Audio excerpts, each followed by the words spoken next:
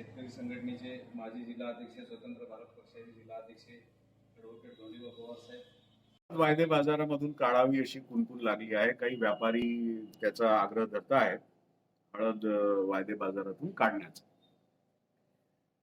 वायदे बाजार हा शेतकऱ्यांसाठी पर्याय आहे. म्हणजे दोन बाजार त्यांना उपलब्ध होतात.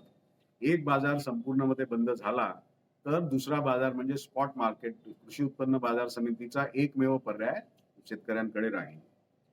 आता शेतकऱ्यांचा सरळ सहभाग काही वायदे बाजारात नसतो, पण वायदे बाजारात मधून त्यांना संदर्भ किमती मिळत असतात आणि अशा वायदे बाजार सुरू असला तर त्यांना कळत असते की कोण्या महिन्यामध्ये काय भाव राहू शकतात, काय शक्यता आहे भावाची.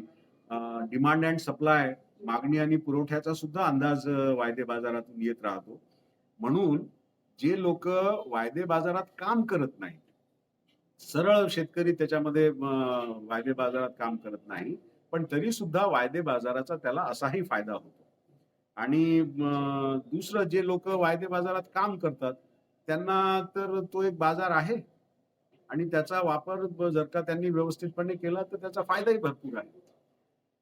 असा बाजार बंद करण्यासाठी जे लोक आग्रही आहेत ते मला वाटतं चूक करत आहेत आणि शेतकऱ्यांसाठी हा वायदे बाजार चालू असणं हे फायद्याचं असल्यामुळे आम्ही हळद परिषद घेऊन असं काही सेबीनी करू नये, हळद वायदे बाजारातून काढायचे निर्देश NCDX ला देऊ नये, याच्यासाठी आम्ही आग्रही राहणार.